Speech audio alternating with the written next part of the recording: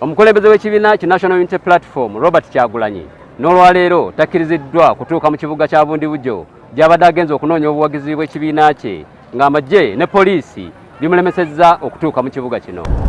Ku ssaawa 12 ez'okumakya bano batandise olugendo okwolekera mu disitulikiti y'e Bundibugyo olwa kilomita ezisoba mu 400.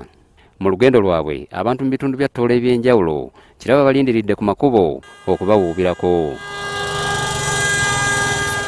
Kyagulanyi olutuuse e Bundibugyo atandise na kugulawo ofiisi z'ekibiina eziri w'oyingirira ttawuni ya Bundibugyo nga ziri Kinyana Mpindi n'eza NRM era bakira aba NRM ebigenda mu maaso babyota buliro. Oluvannyuma ayogeddeko eri abawagizi be ababadde bamulindiridde. Ekisogera ddala Bundibugyo esobola okukyuka neberanga Nairobi neberanga Kigali neberanga Lagos. Eno Bundibugyo erimu obugagga bwa Uganda bungi nnyo. Bundibugyo yute obugagga bunga nabe kutsiibu. Yemmwe musinga okulima koko mu regioni yaffe eno.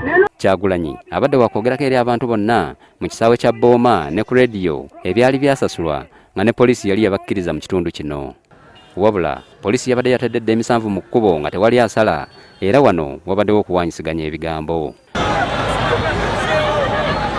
So when did things change that now there is a new program and so on? And the district security committee communicated to your coordinator about the change of program. It is just in order. It is just in order that we got Kirumya, Abawarale, and then we call it. Okay. Abantu b'e Bundibugyo baliko beboogedde ku nkola y'ebyokwerinda. Okulaba tigana gasajja simanye ga polisi simanye UPDF bana Uganda ne batutugulugunya batisa bubi ate omusolo gwe bakozesa sente zaffe. Muzeeyi yateeka w'amateeka n'agamba buli muna Uganda yesimbawo mu bulungi ate mu butuufu. Kati lwaki munne azze yesimbyewo mu bulungi talina kavuyo kalekise konna lwaki bamuganye ogenda ku kisaawe? Bo ab'ekibiina ki Nuupu bavumiridde enkola ya poliisi okubakugira okwogerako eri abantu. Poliisi n'amagye bwe baba nga balina ebifo ebimu bye baagala tutuukemu tetulina buzibu kuba tetuyinza kubanga tutegese Rwale Boma Grounds ate ne poliisi nayo netutegekera awalala katusooke ffe tutuuke gye tuplaninze okubeera.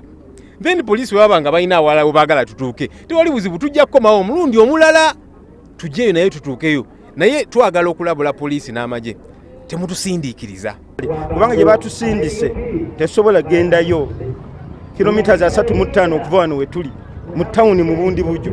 Ebibiina by'obufuzi ebirala byonna tulaba PLU tulaba General Museveni akola lalizi wonna wabayagadde neffe bwe tutuuka okola lalizi ne batuzoganya kintu ekyo kitwewuunyisa. Bablokize kati tuli wano wakati tebatukiriza kudde eno n'okugenda obugenzi wali okufuna ekyokulya tebatukkiriza. Omuntu akoze atya? Guno si gwe mulundi ogusoose nga Robert Kyagulanyi bamulemesa okuyingira mu kibuga ky'e Bundibugyo nga n'omwaka gwa 2021 bwe yali andiza okunoonya akalulu era amagye ne poliisi byamulemesa okutuuka mu kitundu kino. Nze David Bukenya wano mu disitulikiti y'e Bundibugyo.